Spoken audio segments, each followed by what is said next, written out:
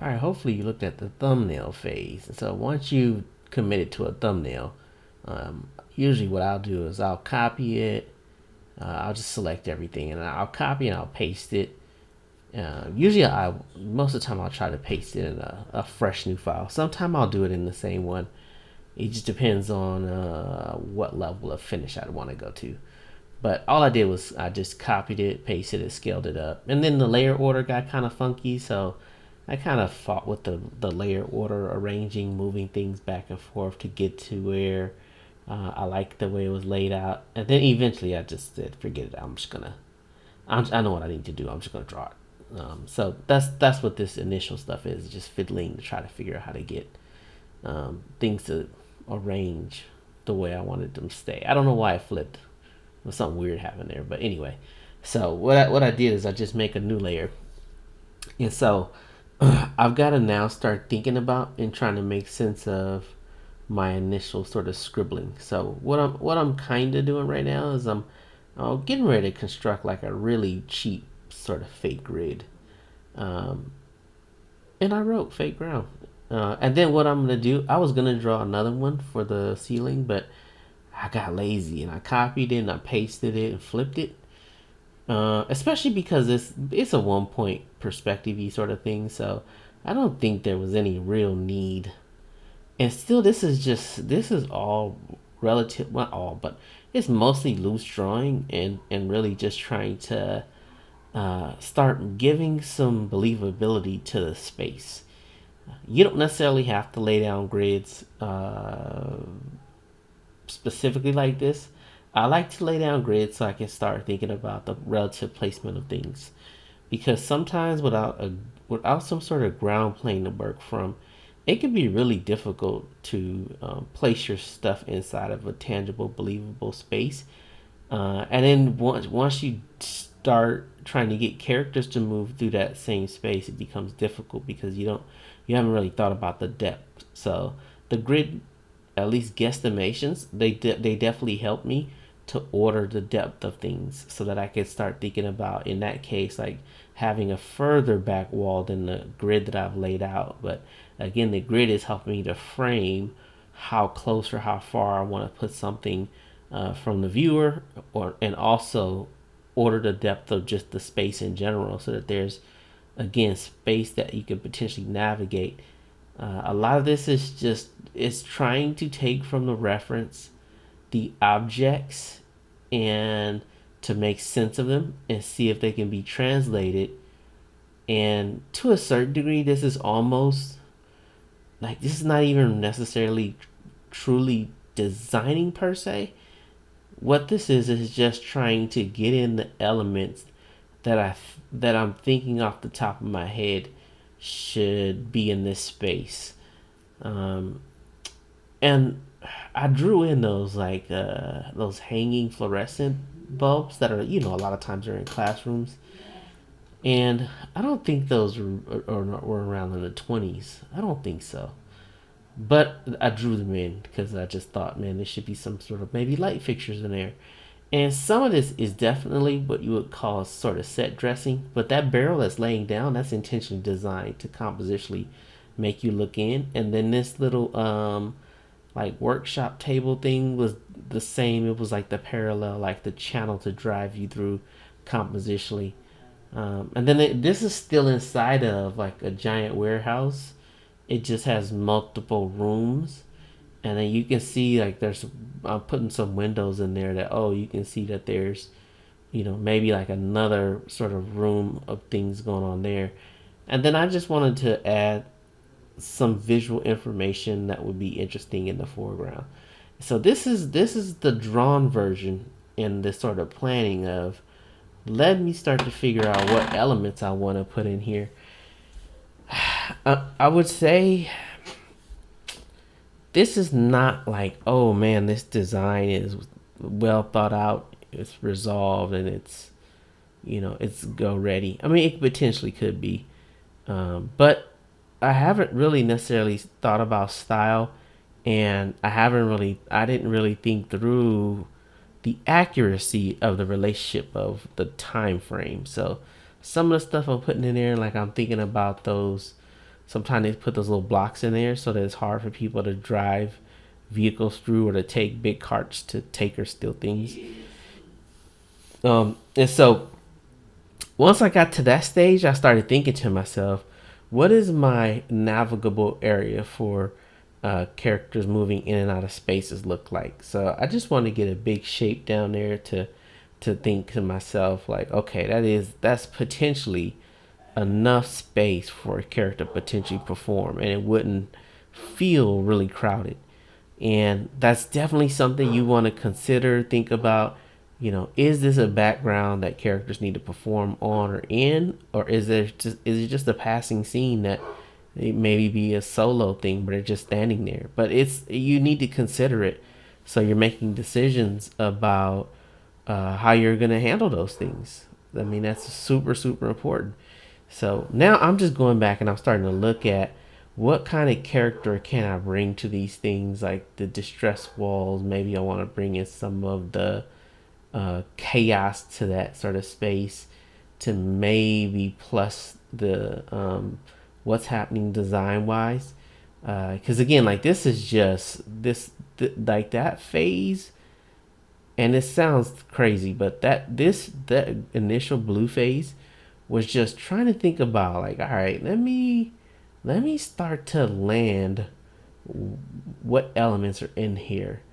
And then this next phase is to start thinking about what potentially may be the texture surface that we're working with. Starting to think about, would I really have those danger strips? Probably not, especially not in a prohibition sort of warehouse. But they would, instead of those overhead lights, they probably would have some beams, because I saw beams in the reference. So I thought I'll have some cross beams in, and then I had thought about hanging some lights from it, but I don't know if I kept that in there or not. I can't recall. I don't think I did. And then I wanted to think in terms of like, what does the surface of this look like, and trying to plan the wraparounds and adding in like just some little eccentric elements. I don't know if those are pressure release valves. I don't know. But I saw it in a reference, so I thought, man, that'd be nice to add in. And then I thought I should probably start really thinking about how do I elevate these things and keep them from looking like they're sitting on the floor or on the ground plane. So I started putting them on, I put this on a block so it's slightly higher than the other ones that are sitting on the ground, just to kind of build up some levels of visual information. And this is, even though this is drawing, this is still starting to think about and plan for and make sense of. And this is still a pretty quick phase, so that the decision making is like a reaction to the things around it. So I start thinking, oh, instead of those being metal poles, those can be like wooden poles, because I've seen those at parks, those big giant pillars in there. And then maybe I'll think about making the flooring some sort of concrete type of thing, and it has like some decorative elements to it. I did bring the lights back into there. And then dropping the ladder in, bringing in some bigger foreground elements, just to add some, again, additional visual information. And I copied and pasted it because it's pretty much on the same level. So, and I didn't feel like drawing it multiple times. And if I can save time, knowing that potentially I might plus that and make it look different. Sometimes I will cut and paste things, shift them, skew them, distort them, knowing that I really just want it still for placement, and since it's relatively close, it didn't seem like that would be a really terrible thing to do. So I just kind of went with it. So this phase is still really going through and decorating, for lack of a better term, trying to make the textures work, planning through like what are there things I still should add to plus out the space to make it visually interesting without making it like over the top potentially, because there's always a chance that the more that you're drawing, the more that you're just putting things in to put things in. So This is what the line work looks like, and it's starting to get a little bit more clear. This is not a final drawing, and there will be no final drawing in this video. This is all just thinking through the sort of layers of design. So now what I want to do is I want to think about maybe stylizing this instead of making it feel so normal. So what I'm trying to do is I'm trying to offset a lot of the angles of things so that they're not ever parallel, and that's the sort of idea, at least. And sometimes it works out well, and sometimes it's really challenging. But the goal is to go back and make these things a little wonky, to try to play with the differences in small, medium, large, in every area possible, avoiding true verticals, true horizontals, and trying to add some break to everything, avoiding the equalization. So every once in a while I'll draw something, erase it out, because I can start to see that it's too even, and I want to always try to think about making them slightly askew, slightly offset, so that the two sides never are truly parallel. And like doing something that feels a bit more cartoony can be potentially challenging, because now you've got to go back in and play within the realm of distortion, but also still thinking about, I want to keep some degree of believability to my perspective so that it doesn't go completely awry. But the benefit of having drawn in all of this, all of these elements already, is that it's not going to be as difficult. It's not going to be as time consuming, because I already have at least an idea and a vision of what needs to be there. So now I can just play around with tweaking things back and forth. Again, I want to just reiterate that these are not like clean, quote unquote, polished drawings. These are still in the realm of thinking. They're drawn still relatively rapidly, and there's still potentially textural things to do to break them up to make them visually interesting. But this phase is still going through and trying to think through, have I really thought about the scale of these objects? Have I added in different interesting elements that'll break them up? Is there something I can do with the texture pattern? Is there another way of designing some of these textural elements? Have I played with the angles well? Are they too balanced? Is there a way to shift the balance so that things feel more dynamic? And that's what this phase really is, because again, in that realm of sort of cartooning, and definitely having a sort of frame of reference of, I want to distort things in this way, which is what the art style reference was for, was to at least give some consideration to. I want to at least make sense of what the believable version of this is before I start to break it up and make it really wonky. So, but that's ultimately the goal, though, is and sometimes you think to yourself, oh, I don't have time to, I drew it once and I like it. Going back in and doing multiple passes means that you see different things and that you make sense of some different things. And part of it too is drawing fast and thinking about where you can make things shapes versus where you need to add definition to things.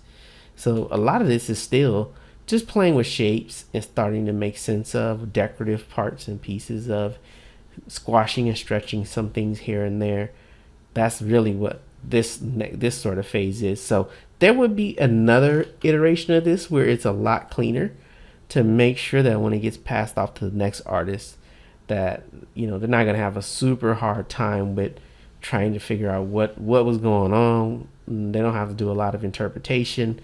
That for all intents and purposes, everything is pretty clear. So the thumbnails, like those are just for you to think through your ideas. The references are so when you're trying to plan through and figure out what should I put in here, that you have a clear idea of what you want to put in there. And then the style one is just so that you know what sort of area that you're playing in. So those are the ideas behind this. So have fun with it, and And if you have questions, you know how to get in contact with me.